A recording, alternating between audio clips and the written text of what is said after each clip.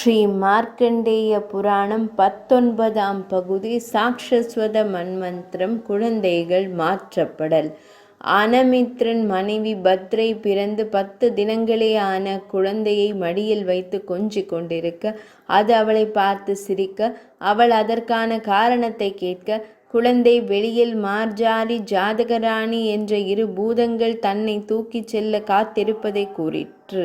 இதனால் பயமடைந்த பத்ரை உதவிக்கு தாதிகளை அழைத்து வெளியே செல்ல, ஜாதகராணி பூதம் அந்த குழந்தையை தூக்கிச் சென்று விக்ராந்தன் எனும் மன்னன் மனைவி ஹைமினியின் பக்கத்தில் வைத்துவிட்டு, அவள் குழந்தையை எடுத்து போய் ஒரு பிராமணன் மனைவியின் பக்கத்தில் வைத்துவிட்டு, பிராமணன் குழந்தையை கொன்று தின்றுவிட்டது.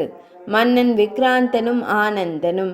மன்னன் விக்ராந்தன் அக்குழந்தைக்கு ஆனந்தன் என்று பெயரிட்டு வளர்த்து, உரிய பருவத்தில் பூணூல் அணிவிக்கும் சமயம் குரு தாயை வணங்கிவிட்டு வருமாறு கூற, அவன் பெற்ற தாயையா வளர்த்த தாயையா என்று கேட்டான். இதை கேட்ட குரு வியப்பில் ஆழ்ந்தார். அப்போது ஆனந்தன் குழந்தைகள் மாற்றப்பட்ட விவரங்களை கூறி, போதன் எனும் பிராமணனின் பிராமண குழந்தை போல் வளர்ந்து கொண்டிருக்கும் அதை அழைத்து கொண்டு வந்து வைத்து கொள்ளுங்கள் என்று கூறி தவம் செய்ய சென்று விட்டான். அவன் அந்தணன் போதன்.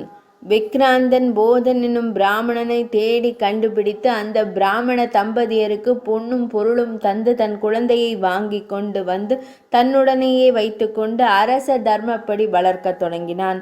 தவம் செய்ய சென்ற அனந்தன் பிரம்மனை குறித்த தவம் செய்ய பிரம்மதேவர் தோன்றி வேண்டிய வரம் யாது என்று வினவ, அவர் முக்தி அடைவதே தன் நோக்கம் என்றான். அது கேட்டு மகிழ்ச்சியுற்ற பிரம்மதேவர், கிருத்த யுகத்தில் அவன் முக்தி பெறுவான் என்றும், எனவே இல்லறம் ஏற்று மன்வந்திரத்திற்கு காரணமாகி நற்புதல்வர்களை ஈன்று பூவுலகு செழிப்படைய செய்யுமாறு கூறினார். அதற்கு பின் அனந்தனுக்கு சாக்ஷப்தன் என்று பெயர் ஏற்பட்டது. அவன் உக்ரராகன் மகள் சாதையை திருமணம் செய்து மக்களை பெற்று ஆட்சி புரிந்து வந்தான். அவன் பெயரால் சாக்ஷச மன்வந்திரம் ஏற்பட்டது. 19ஆம் பகுதி இனிதே நிறைவடைந்தது.